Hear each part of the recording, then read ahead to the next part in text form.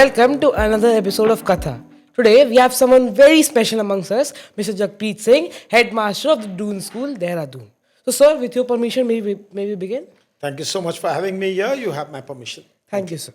So, let's begin the Katha. So, my first question to you is, sir, with AI advancing and the world is changing rapidly, what one traditional teaching practice you believe which will be irrelevant in the next upcoming 5 to 10 years in Indian classrooms? AI is like electricity. It is everywhere now. So you cannot say, I cannot use AI. I'm not an AI enabler. A lot of people ask me this question, is AI, why are we scared of it? I tell them, you don't have to be scared. You have to use it. And in education, AI is an enabler. A teacher does not have to be scared, or a student does not have to be scared of AI. Artificial intelligence is actually there around us. It's how we use it, how we integrate it with our teaching and learning. That will be the future. Now, if you ask me, AI, you say it is artificial intelligence, and I integrate it with actual intelligence.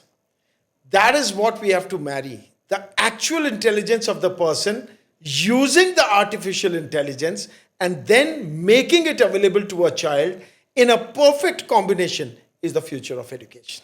So I definitely agree with that point. Actual intelligence. Yes. So we are surely going to imply this. Wonderful. So my second question to you is: these days, generative AI is prevailing the society. It can generate content in seconds, whether it's text or videos. So, sir, how should Indian school rethink of homeworks or assignments, which should be different from that traditional us copying from any chatbots or any sort of AI tools? So, again, it's a question of ethics. It also teaches us to be stronger with our integrity, honest, and ethics. Now we all have a moral compass in our hand. We are using AI. It's a matter of choice. How do we use it? You're given a mobile or you're given a laptop to complete your assignment. Now choice is yours whether to open a YouTube and go and search about whatever you like, or go to any site, whatever you want, or play a video game, or do the assignment. Similarly, AI is a tool in your hand. How you will use it with ethics, that will make you and define you into a leader, what you're becoming. So it is not AI's fault, it is the user's fault. How you use AI is going to define your leadership. So that was really powerful.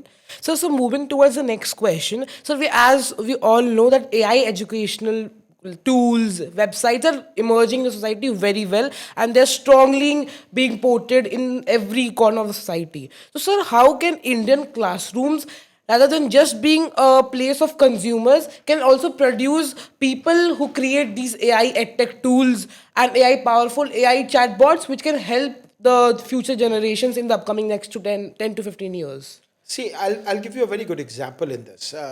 Using AI is one. The misuse of AI is more dreadful. The challenge does not lie in what is going to be used by a consumer, how it will be misused by a consumer. Now, you may say there is a threat that AI can modulate your voice, AI can hack your systems. But then it's also on a user, how ethically is he using the AI? A good course and a bad course will be a part of any new systems. But in the context what you have asked me, I'll be very honest. There's a lot of initiative the young minds are taking in our startups. Today, when we know that AI is standing in front of us, let us not treat it as a monster. Let us tame it as an animal who we want to now tame it like a human. And then start making programs with the help of AI, creating your own content. It's nothing has to be replicated what AI says. AI can give you a speech ready. Can it put in emotions? Can it put in your creativity? That is where your interventions are important. And I would suggest people like you, the young minds like you do a lot of MUNs. You cannot rely on AI on everything what you have to discuss on your country or whatever representation you are doing, only on AI. Somewhere your own emotions, sometimes where your own sentiments, sometimes your own critical knowledge also is to be supplemented with that. That is where a child of your or other will make a difference. AI is not going to be the change maker. Change maker is going to be the AI user. Sir, we'll definitely make sure that we ourselves run our schools, our future on this particular goal, that we are going to be a change maker using artificial intelligence. Absolutely. Absolutely. Sir, my next question is, in the current world, everyone is saying that students should be creative, they should boost their critical thinking skills, they should work hard to improve on their 21st century skills. But, sir, our education system still rewards individual marks. So, sir, how can we come over this contradiction on a big scale? If you take my word, I may sound like a fool today, but the world will understand it. More than your transcripts, more than your marks, learn to be a good human being. Walk out of this school with a kind heart, with love in your heart, with devotion, with integrity, with empathy.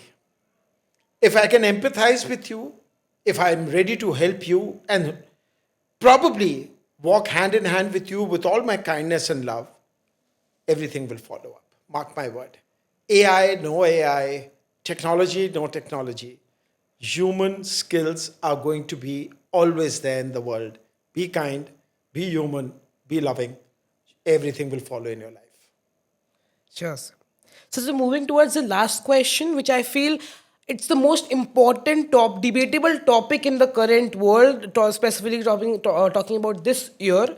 So mental health of students and teachers is getting worse day by day, and in fact studies says that teachers and students used to be much more happier 10 years back than compared to this year 2025, and no one knows what is going to happen in the future. So, sir, in current world, what is the core reason for the same? Is it the push? Is it the fight for more skills? Is it the project technology, which is creating this problem, and which is getting this even worse day by day? It's a very beautiful question, but within your question lies the answer. It is nothing wrong anywhere. It's a matter of choice. How you choose, you create. What you create, will you collaborate? What you will collaborate will be the real outcome of what you are. In simple words, the unrestness in the society, the fear, the pain, the trauma, the what you call mental well-being is suddenly being talked about, is because we have entered into the world of competition, not collaboration. We have come to the world of hating each other instead of embracing each other. We have come to the world of haterism, not loving each other. If we cut out competitions and collaborate with each other, there are choices you'll have to make, son, sometimes in life, to make a choice of collaborate and taking a right choice. You see, the world will come to your knees. That was really powerful. And I hope every single student watching this podcast, and I myself being a ninth grader, have definitely absorbed a lot of insights, valuable insights, I must say, and some really beautiful lines, which if we think of, we can sit for hours just thinking how beautiful these lines were prepared. Thank you so much, sir, for the podcast. We surely promise Can I leave a couplet before I leave from here? Yeah, sure, sir. You're a ninth grader. Yes, sir. You're a prefect. Yes. This is what your school has made you into. इधर ही मत रुक जाना, बहुत आगे जाना है तुमको. इन हाथ की लकीरों को मत देखना, इन हाथ की लकीरों से बहुत आगे जाना है तुमको. Wish you good luck. Thank you so much, sir. With this, we come to the end of this podcast. Thank you and Jai Hind. Thank you, Jai Hind.